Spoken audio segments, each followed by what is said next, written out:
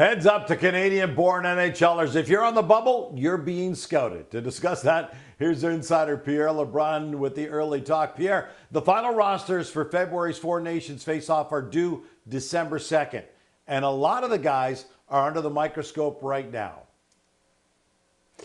Yeah, this is a pretty extensive and aggressive scouting plan by Team Canada for the Four Nations. I think it goes a bit beyond what we've seen in the past, and I'll give you some examples. I mean, Dallas Stars GM Jim Neal, who's the assistant GM on the Four Nations team, he was at the Leafs Lightning game in Toronto on Monday night. Julien BriseBois was at the Rangers Leafs game on Saturday night. Then BriseBois was at the Jets Penguins game Sunday in Winnipeg.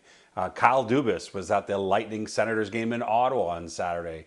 Olympic GM Doug Armstrong and Hockey Canada executive Scott Salmon are scouting games together this week. And of course, Four Nations GM Don Sweeney has been on the road a ton scouting since the start of the year. And the point is, as Sweeney explained to me, they want their management staff to be watching a ton of games that don't involve their own NHL team or on top of their own NHL team. So that's why you're seeing these guys at games where they're watching other teams to have a more neutral, neutral view of these players that are on the bubble for Team Canada. So they've been on the road a ton. It's been since the start of the season. They intend to do it even through December 2nd, because even after they name the team, then they're going to debate how the line combinations are gonna come together. The D pairings, obviously the goalie. The goalie, whoever is the starting goalie, will be a hot topic. So these scouting assignments, which are almost every night for this Canadian management staff, will be something you'll see most of this season. That's fun. And Alexi Lafreniere is one of those guys. He's hoping to find a spot on the Team Canada roster. The first overall pick from 2020, though, is also in the final year of his 3-year entry-level contract. Any updates on the talks there with the Rangers? Yeah, so listen, both sides had negotiations heading into the season. I think there was a mutual desire to see if there was a way to get something done before the puck dropped for the season in terms of an extension for Lafreniere. There certainly isn't the same kind of urgency as there is for Igor Shesterkin, who's UFA July 1st. Of course, Lafreniere, who's coming off a 2-year bridge deal, will be RFA.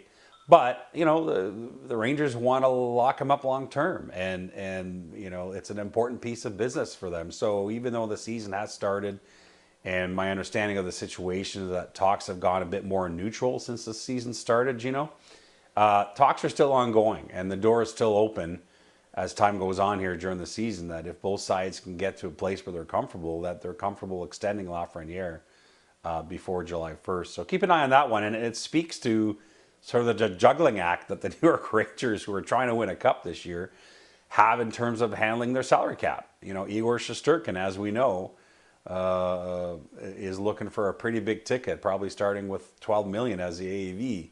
But in the meantime, Lafreniere is in for a pretty healthy raise from the $2.35 million he's making on this bridge deal. So not an easy thing to navigate, but certainly the Rangers hope to extend Lafreniere at some point.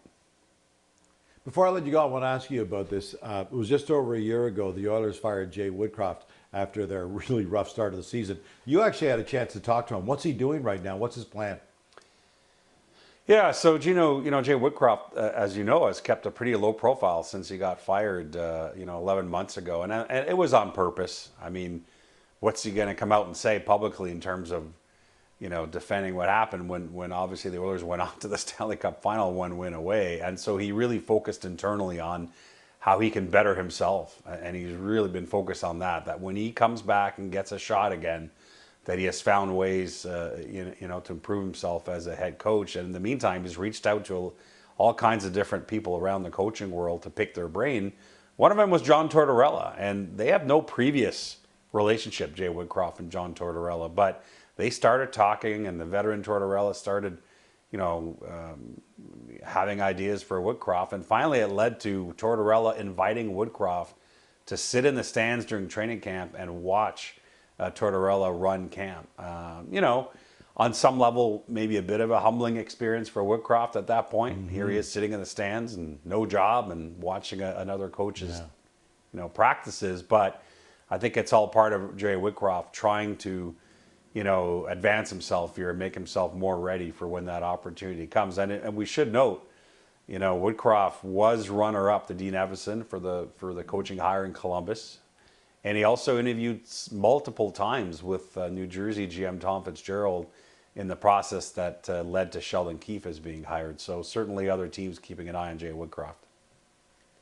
That's the early talk with Pierre LeBrun. The full version of Insider Trading with Pierre, CJ, and Darren Dreger is coming up on SportsCenter.